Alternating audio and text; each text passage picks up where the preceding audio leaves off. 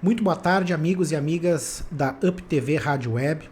Estamos iniciando hoje o programa Falando Direito.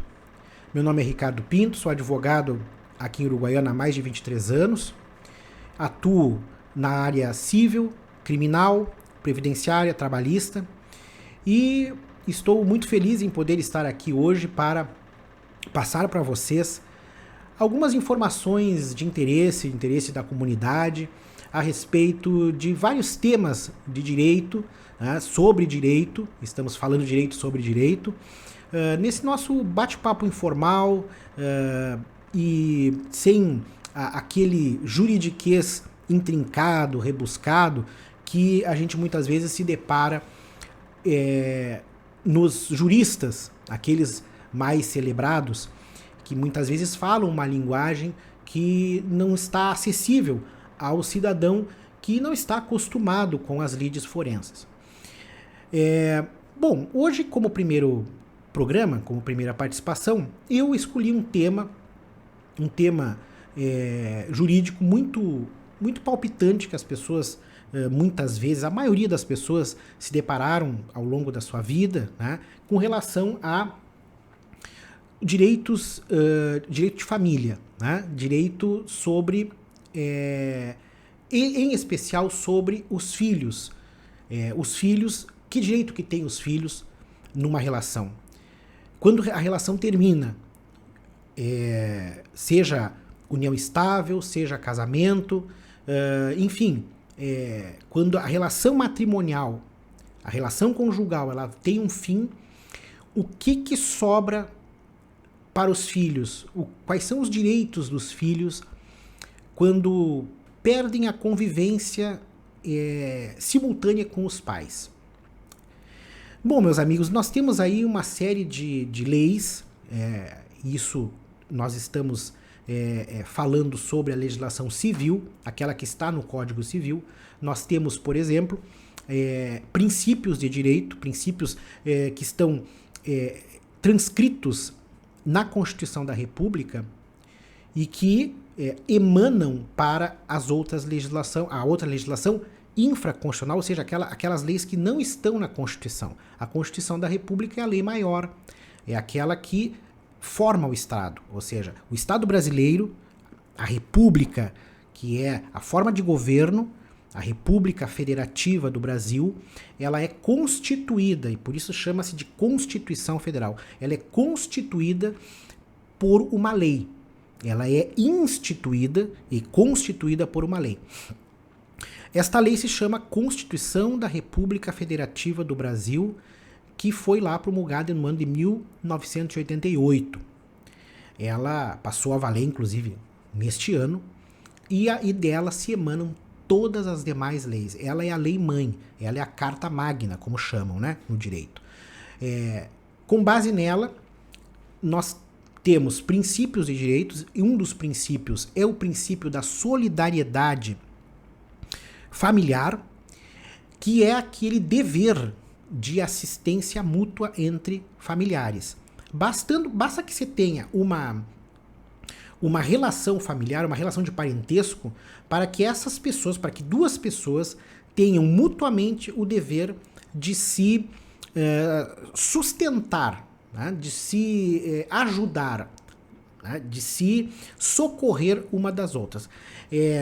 Um dos princípios mais básicos é o princípio da prestação alimentar, né? Por quê? Porque aí nós estamos falando de subsistência, nós falamos da subsistência humana. São razões e fundamentos ligados à existência, à própria existência do ser humano. Aqueles que não têm condições de buscar sozinhos a sua subsistência, o seu sustento, que é o caso das crianças, dos adolescentes, né? Ainda aqueles adolescentes que ainda não estão aptos ao mercado de trabalho, e aí nós temos uma outra situação, que é a maioridade alimentar, que também nós podemos falar até de repente mais adiante. Essas pessoas, elas não podem buscar a sua alimentação. E assim acontece com as pessoas muito idosas. E também com aquelas pessoas doentes, enfermas, que muitas vezes são pessoas que têm deficiência física e que as incapacitam de buscar o sustento. Então, essas pessoas, elas não podem ficar à própria sorte. Elas têm que serem sustentadas. E aí nós temos presente o princípio da solidariedade familiar. Esse princípio da solidariedade familiar, é um princípio que não está expresso na Constituição da República, mas é um princípio que decorre de toda a relação de leis, o conjunto de leis que tratam a respeito dessa assistência mútua. Uma das leis, que é a principal, que é o fundamento do direito de família, é o Código Civil Brasileiro. É ali onde estão, é no Código Civil onde estão as leis que regem a nossa vida civil. Nós temos, obviamente, que uma outra parte da sociedade que tem uma vivência dentro do âmbito militar, né? Que aí nós falamos das Forças Armadas, a parte militar, aquela parte do Estado que cuida da soberania, né? Que cuida da soberania nacional, que garante a soberania nacional. Então, nós, dentro dos demais estados, dos demais países, dos demais povos do mundo, né? Então, nós temos essas duas grandes divisões, a vida civil e a vida militar. Dentro da vida civil, nós temos essa questão da assistência mútua se falando de relações familiares. Bom, essas relações familiares, elas podem surgir de várias formas. Pode ser com relação ao casamento, e aí nós não temos aquela relação sanguínea, mas nós temos uma relação de afeto.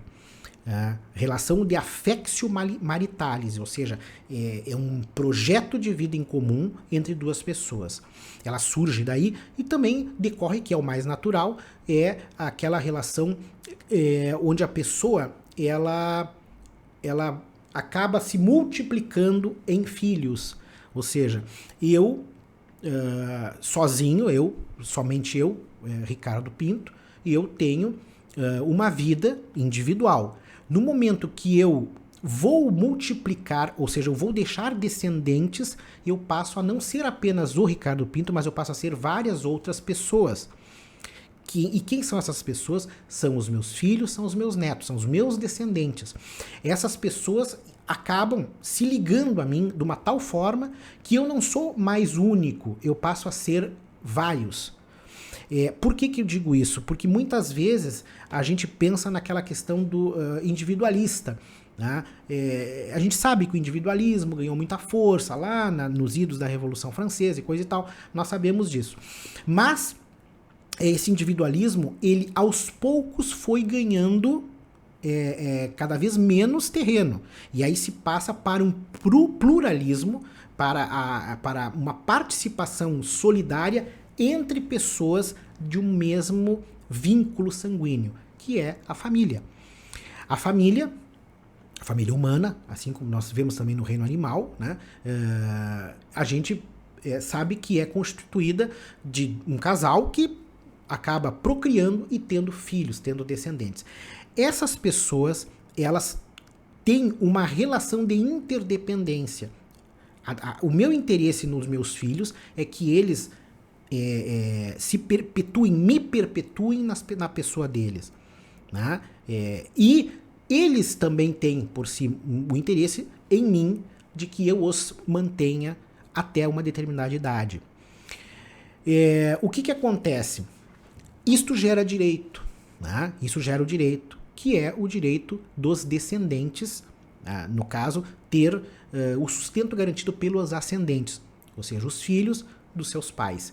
É óbvio que com o avançar dos anos, quando a velhice vai chegando, nós temos uma tendência de reduzir a nossa capacidade de trabalho, porque vai reduzindo as nossas forças, a nossa força física vai se esvaindo, então nós temos uma questão que passa pela necessidade de nós termos alguém que nos socorra, que nos sustente. Por quê? Porque nós não temos forças para buscar o alimento, porque nós não estamos mais em condições. O nosso organismo ele se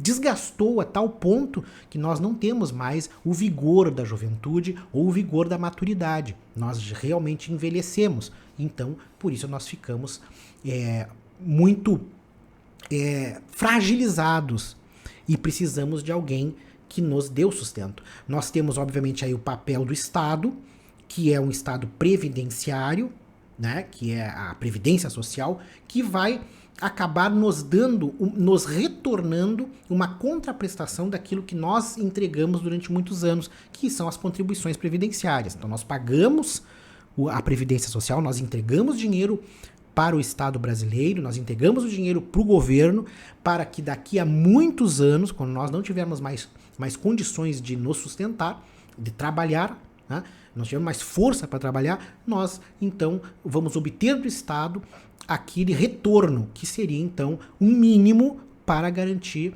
o alimento, o remédio, né, que é a aposentadoria, o benefício de aposentadoria. Bom, só que hoje nós viemos falar justamente nessa questão da solidariedade, do princípio da solidariedade familiar, que é aquela em que existe entre parentes, entre pai e filhos, e entre filhos e pais já quando os pais já estão idosos, e muitas vezes esses pais não têm condições de sozinhos eles se manterem, e não tem ainda, muitos não conseguem se aposentar pelo poder público, pelo INSS, para receber do Estado brasileiro a sua aposentadoria. Muitos não têm, porque nunca contribuíram, enfim, por vários motivos, e acabam então tendo que ser mantidos pelos filhos, que são, obviamente, mais jovens e estão em idade produtiva. Bom, o que acontece? Mas hoje, basicamente, nós temos então duas situações em relação ao direito dos filhos, né? Nós temos aquele direito dos filhos à moradia, né? Nós temos o direito dos filhos à criação, à educação. Isso aí são direitos sociais, muito mais que direitos jurídicos, mas são direitos sociais. O direito à educação, o direito à alimentação, o direito a vestir-se, né, com decência, com dignidade, o direito à sua própria instrução pessoal de como se comportar na sociedade, né? E nós temos essa responsabilidade, isso é responsabilidade dos pais, né? E nós temos então o direito à moradia, ou seja, nós temos o direito à moradia dos filhos, que hoje nós não falamos mais nisso, mas os nossos tribunais, aqueles mais de vanguarda, como o nosso Tribunal de Justiça aqui do Estado do Rio Grande do Sul, que é um tribunal excelente, pioneiro em muitas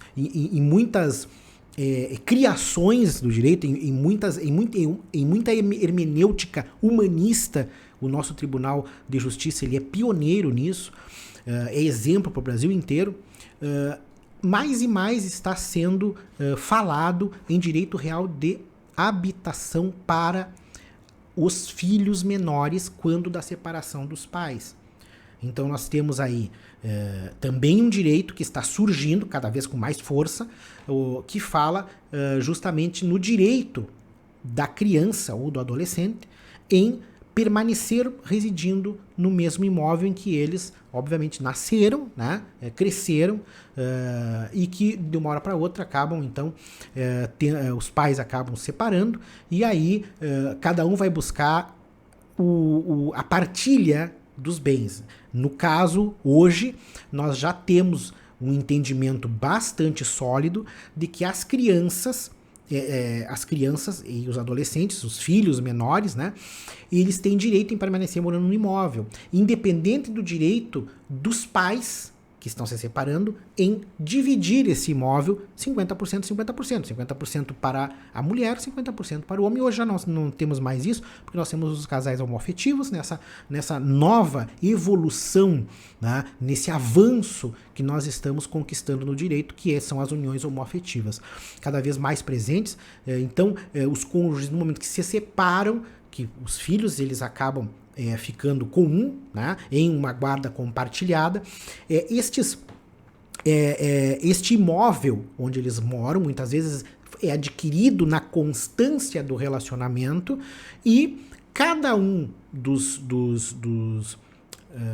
cônjuges, tem direito à metade daquele bem. Só que no momento que eles têm, quando há separação, onde nesta separação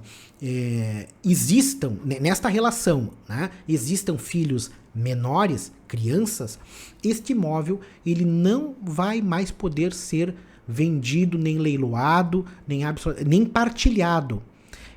Por quê? Porque aí se sobrepõe o direito, o princípio do melhor interesse da criança e do adolescente. Esse é outro princípio que nós temos que atua junto com o princípio da solidariedade familiar.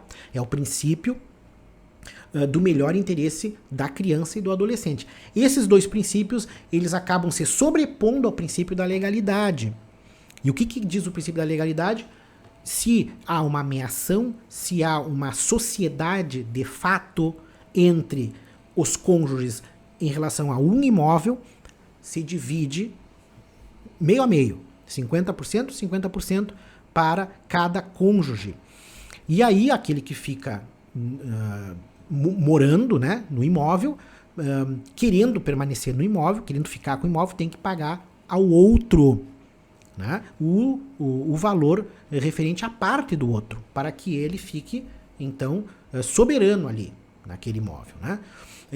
Agora, o que está acontecendo? Mais e mais está ganhando força de que, havendo filhos menores, estes filhos têm direito de permanecer no imóvel até que eles adquiram a maioridade, e não é a maioridade civil, gente. Vamos lá. Direito de família, nós temos uma outra maioridade. Nós temos a maioridade alimentar. Nós precisamos deixar claro isso. Tem a maioridade civil e a maioridade alimentar. A maioridade civil, ela é para os outros atos da vida civil. Né? Os outros atos. Para outras situações, que hoje era aos 21 anos e depois, há muito tempo atrás que já está vigorando a maioridade aos 18 anos. Mas esta é a maioridade civil. Para o direito de família, não importa esta maioridade. A maioridade é a maioridade alimentar, ou seja, é quando o filho ele deixa de necessitar de alimentos. E quando que isso acontece? Quando ele completa 18 anos? Nem sempre.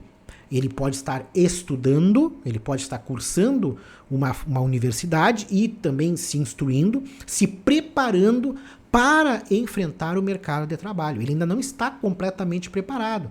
A instrução dele, que começou lá no pré, né? Lá no pré, na primeira série, né? Ela vem vindo, ela tem uma continuidade e ela termina com a colação de grau em curso superior. No momento que isso acontece, aí se considera, e a justiça considera, que a pessoa, o jovem, que seja saudável, ele está apto, então, a procurar o seu sustento. Aí cessa a obrigação dos pais em manter o sustento desse jovem. Né? Enquanto isso não acontecer, o jovem pode completar 18 anos, 19 anos, 20, 21, 22. Enquanto ele não concluir o curso superior, que ele estiver neste caminho para a conclusão do curso superior, ele não poderá sofrer nenhum tipo de redução alimentar. Ele precisa ser mantido. Esse é o entendimento dos nossos tribunais, é o que está valendo hoje. E que já vem há muito tempo isso. Há muitos anos existe esse entendimento. E é o que nós temos hoje. Né? Pode ser que daqui mais um tempo, e a gente sabe que o direito é dinâmico, não é 2 mais 2 no direito não é 4, né? Nem sempre é 4, né? Nem sempre é 4. Então, nós falamos em ciências humanas, as ciências humanas elas evoluem com a sociedade. Então, pode ser que tenha uma alteração nisso daqui mais uns anos, mas isso é o que nós temos hoje.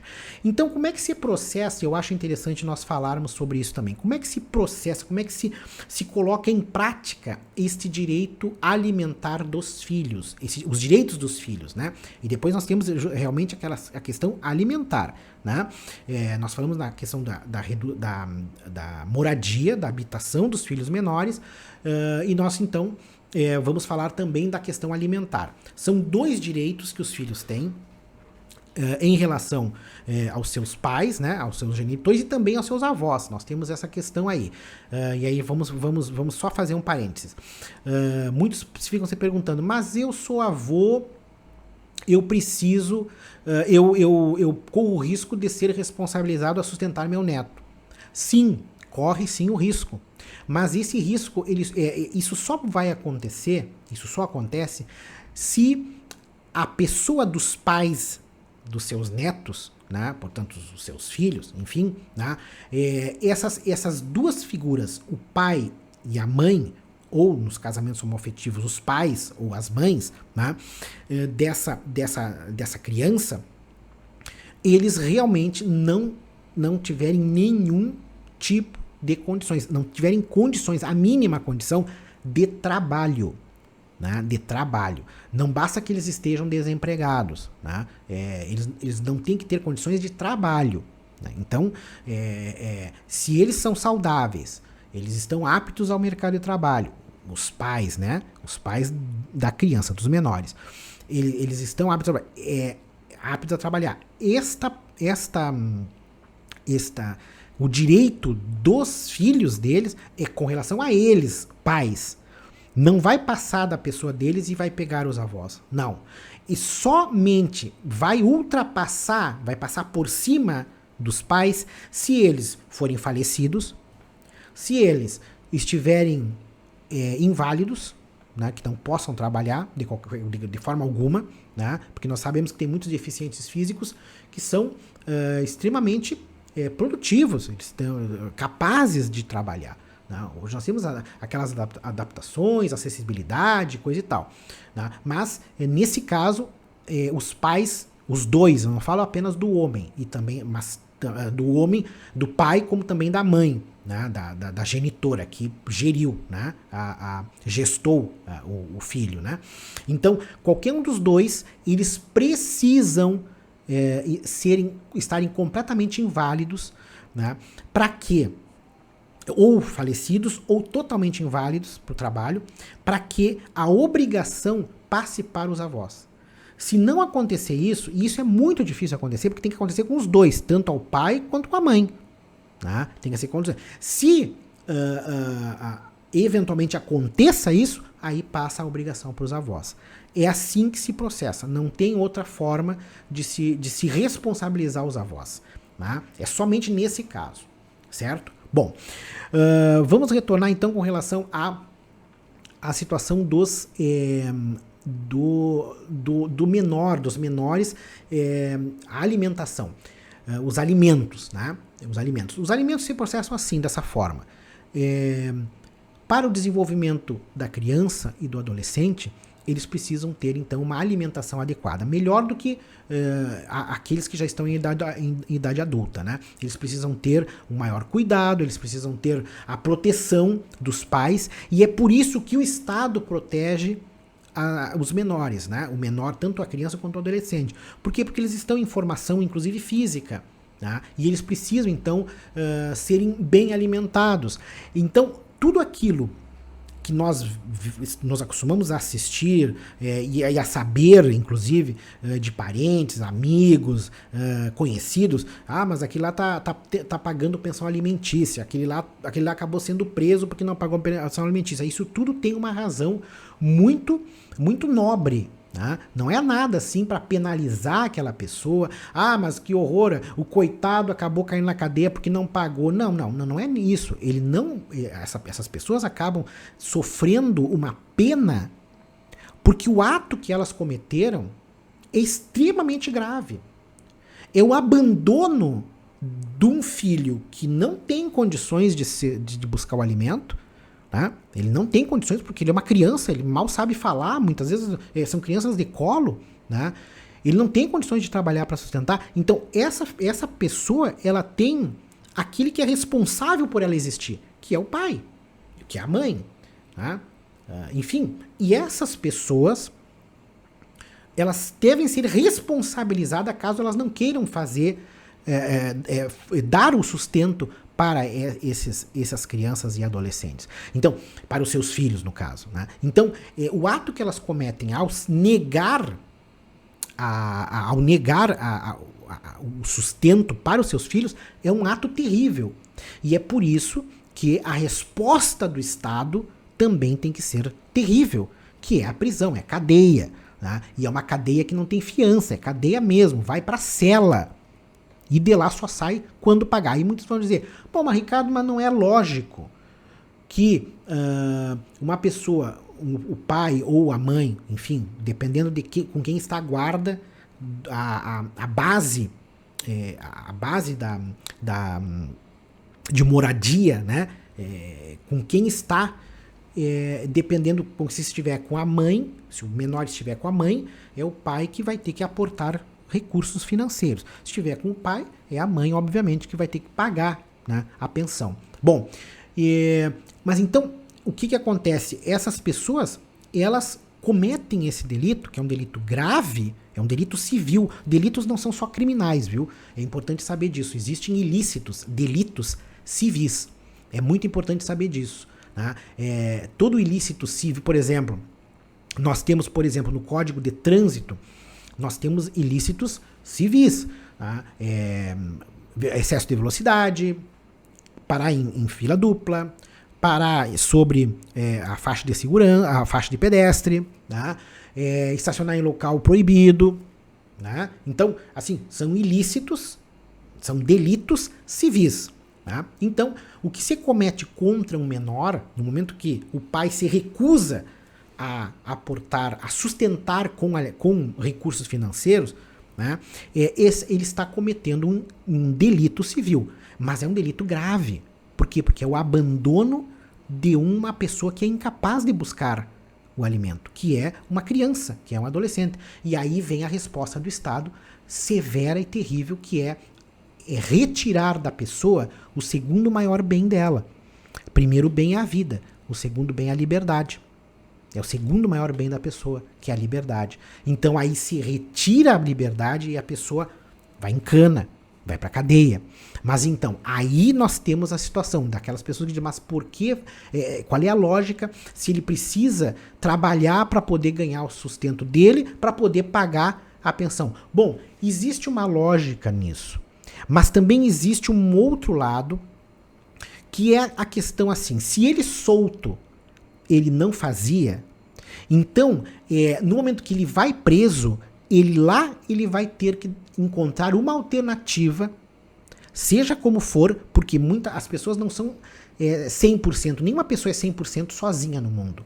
Ela muitas vezes tem pessoas que, das suas relações, com quem ela se dá, muitas vezes parentes delas, pessoas que gostam, né, que tem uma relação de simpatia, e ela vai ter que dar um jeito de provocar essas pessoas, de acionar essas pessoas, para que essas pessoas lhe ajudem a sair daquela situação.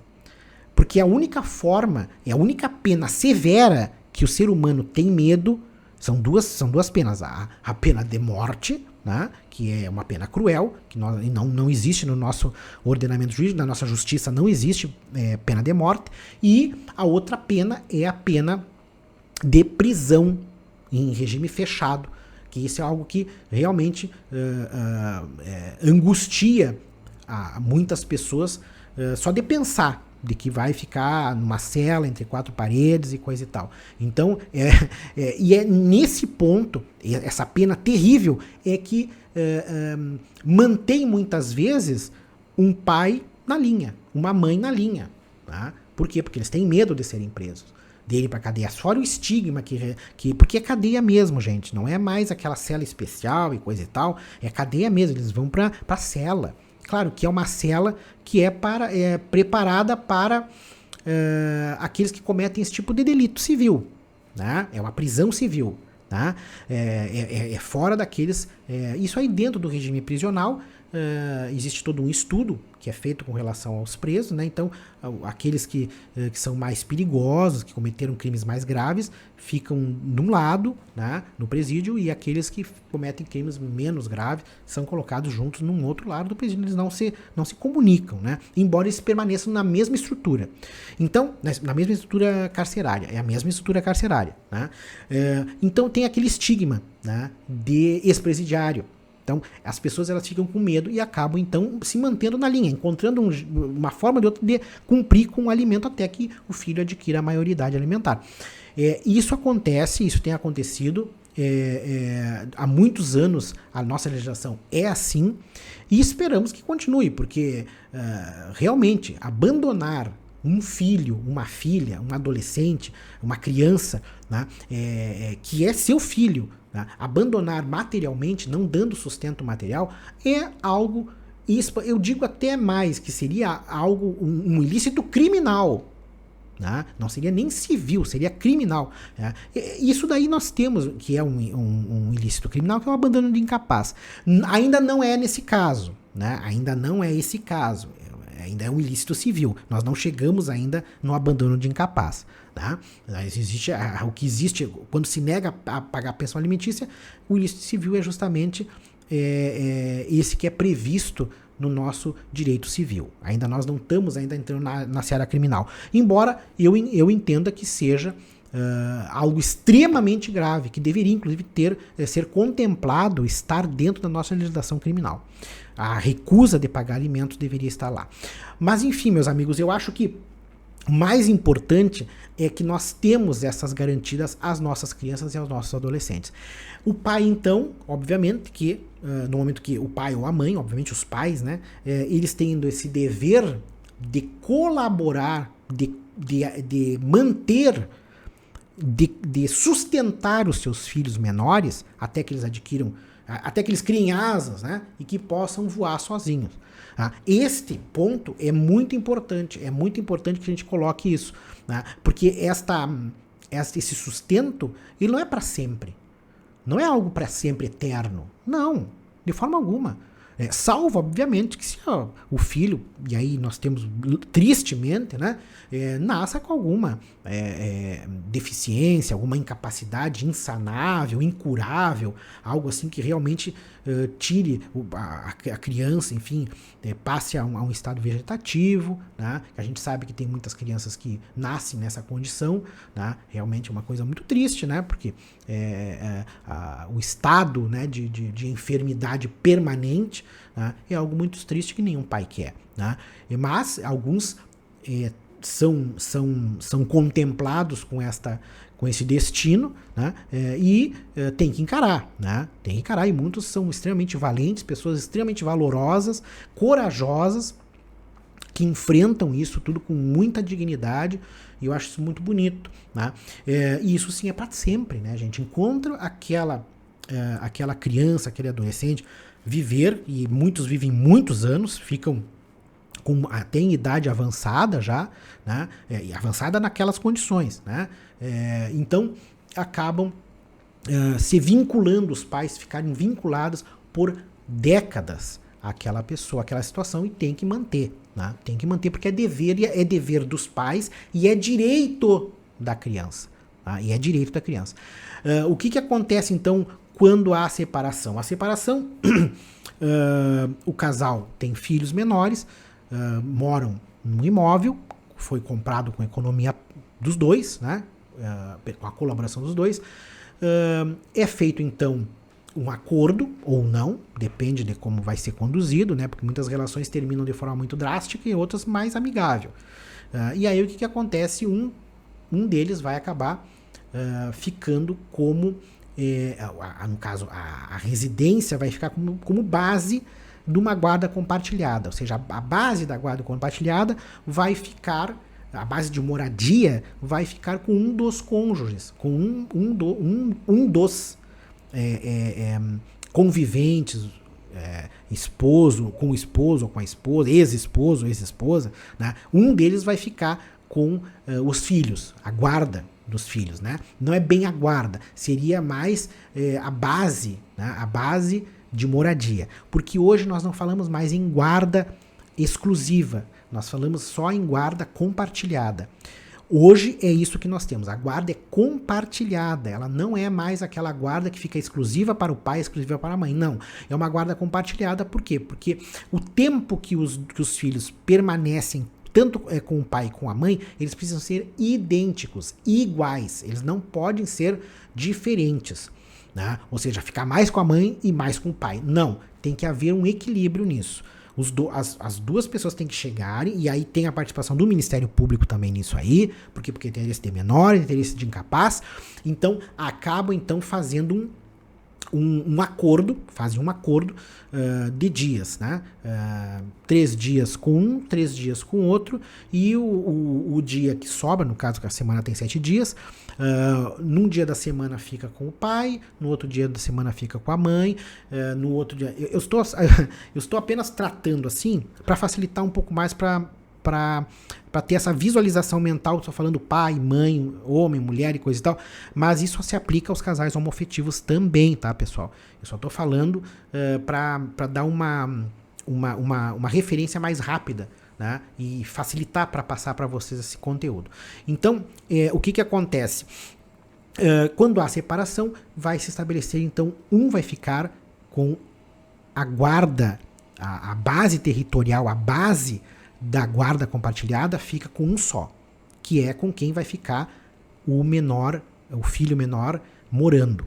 Esta pessoa, ela vai se encarregar, obviamente, de dar a sua colaboração na criação do filho, que é o cuidado, né?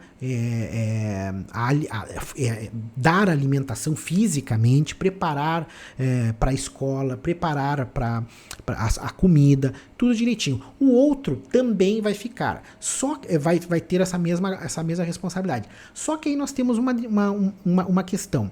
Como a base, e isso é o que sempre acontece, como a base da guarda compartilhada fica com um, geralmente é essa pessoa que assim, fica responsável pelo recebimento de valores, né? Por quê? Porque o outro, apesar de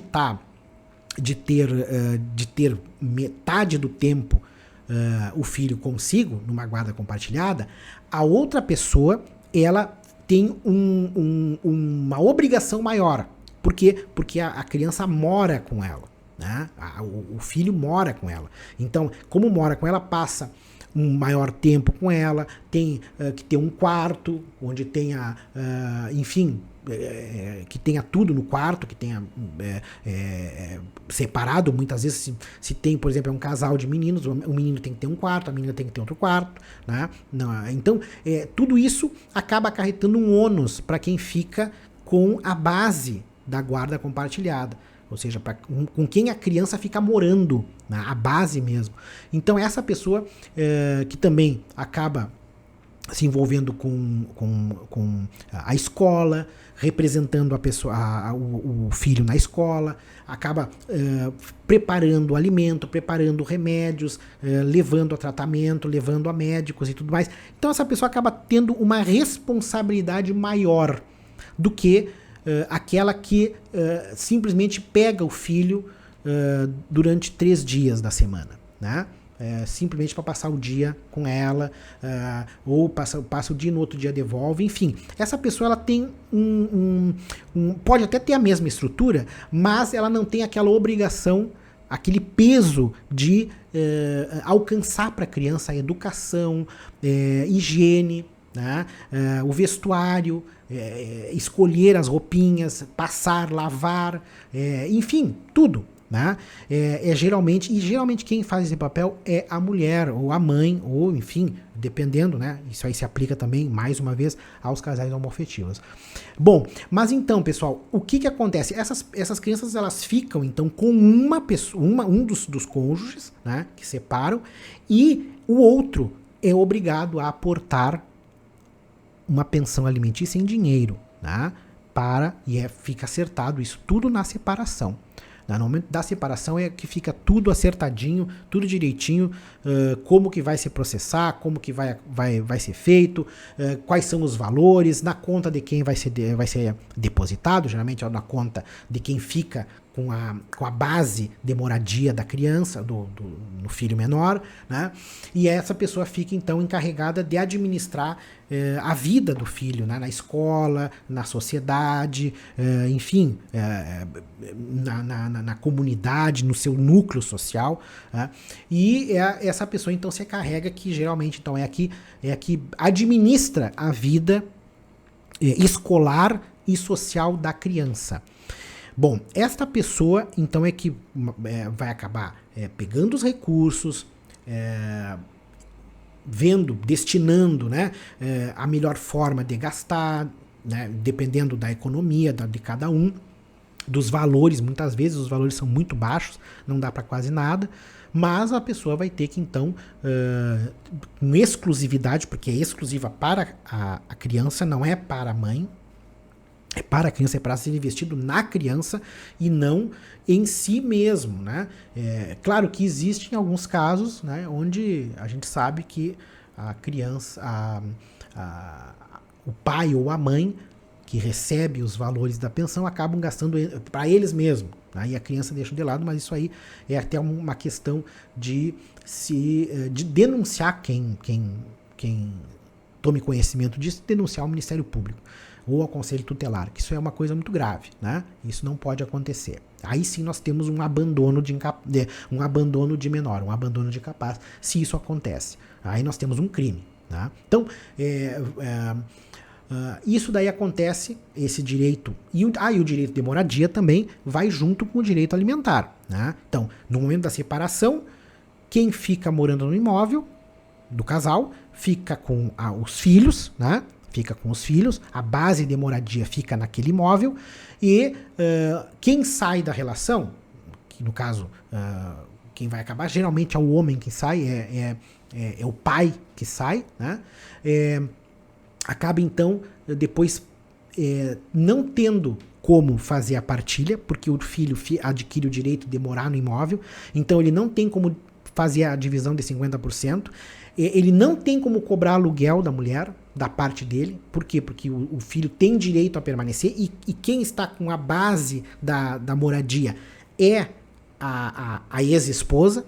Então, se os filhos não pagam, ela também não vai pagar, né? Por quê? Porque senão não perderia a ratio, perderia a essência, o fundamento do direito real de moradia dos menores. Também, então, são dois direitos, é o direito à alimentação e à moradia, né, que surgem imediatamente quando dá separação do casal. Isso aí se processa, obviamente, via judicial, né, no caso de não haver acordo, um acordo amigável entre as pessoas, que geralmente as pessoas buscam a justiça. As relações terminam de forma trágica, traumática, com brigas, agressões, né? Isso aí, de maneira geral, é assim que acontece, mas, claro, obviamente tem aqueles casos em que a separação se dá de forma muito tranquila e consensual, nunca procuram a justiça, ficam muitos anos separados. Obviamente que aí, se caso venham a querer contrair novas núpcias, enfim, formar uma nova família, aí tem que haver, então, a intervenção do Estado, por intermédio do Poder Judiciário, para por fim, juridicamente, legalmente, aquela relação, né? Aí sim tem que fazer a separação. Mas nem sempre é assim. A maioria dos casos é com briga, né? Com litígio, com disputa jurídica. A maioria é. Então, Isso se processa quem tem interesse não tenha mais, não queira mais ficar casado, né? Ou manter uma união estável. Quem não deseja mais isso tem então todo o direito de buscar a separação judicialmente. Isso pode acontecer. Se não é consensual, consensualmente, não havendo filhos, se pode fazer no cartório, hoje se pode fazer no cartório, no tabelionato, nos tabelionatos, né? Mas havendo filhos, questão da guarda e tudo mais, tem que haver então a intervenção do Ministério Público, tá? E aí tem que ser judicial, aí tem que ser para o juiz, tem que ser lá na justiça, aí tem que ser realmente via judicial. Bom, isso é obviamente que nós estamos tratando da participação do advogado, né? O advogado é importante que participe disso, porque é o único meio da justiça de se chegar a um direito, né? De se chegar ao direito, né? Porque cada um tem direito de separar-se, né? Inclusive de dividir bens móveis, muitas vezes automóvel, todos os bens da residência, motos, enfim, né? Outros imóveis também, porque pode ter não apenas uma, pode ter vários imóveis, então dinheiro e tudo mais, tudo tem que ser dividido. A maneira como isso é feito, judicial, e como se deve, se há, no caso, não há entendimento. E quem que vai fazer isso? O advogado. Então o advogado é essencial nesse ponto, porque é por intermédio dele que se processam todas esses acertos, né? Essas regularizações. Uma das partes ou as duas partes vão procurar os seus direitos, seus advogados, e vão então ingressar com uma ação judicial de dissolução de união estável, se é uma união estável, ou separação judicial, no caso, se for então um casamento, se estiverem casados no regime de comunhão parcial de bens ou universal de bens, enfim, isso aí é para outro vídeo, né? Aí nós não vamos falar sobre isso. Agora, né, nós temos então o nosso tema os alimentos, os direitos dos menores numa relação, quando no fim de uma relação matrimonial. Então os direitos são esses: receber alimentos dos pais, né? O cuidado, amparo, afeto, né? Que é muito importante para o desenvolvimento mental, ser criado com afeto, com amor, né? Isso tudo parece ser muito árido, muito extra direito, extra justiça, judiciário, mas o amor é um elemento muito importante na criação dos filhos. E isso daí obviamente, por quê? Porque dá ao filho um desenvolvimento emocional adequado.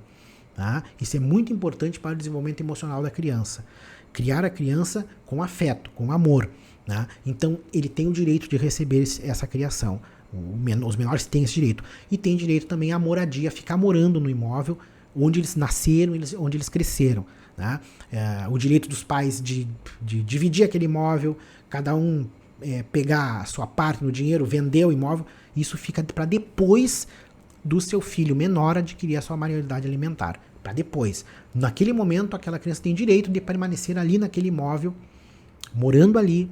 Isso se, obviamente, a mãe, no caso, quem fica com a guarda, quiser permanecer no imóvel, né? Obviamente que se não quiser permanecer, quiser ir embora, ela vai pegar o filho, ou ele, né, vai pegar o filho e vai procurar um outro lugar, tá? Mas no caso de se entender e se demonstrar que aquele imóvel ali é um imóvel próprio, é um imóvel que não vai demandar ter que pagar nada, não vai ter que comprar ou não tem condições de comprar um outro imóvel, ou o imóvel, o dinheiro daquele imóvel, ele não vai dar para comprar um outro imóvel, também tem isso, né? Às vezes é um imóvel muito modesto, então aquele imóvel vai permanecer intacto para que aquela criança resida naquele imóvel até que ela adquira a maioridade. Aí depois que ela adquiriu a maioridade, aí os pais vão poder finalmente então vender o imóvel, desfazer daquele imóvel e cada um pegar a sua parte.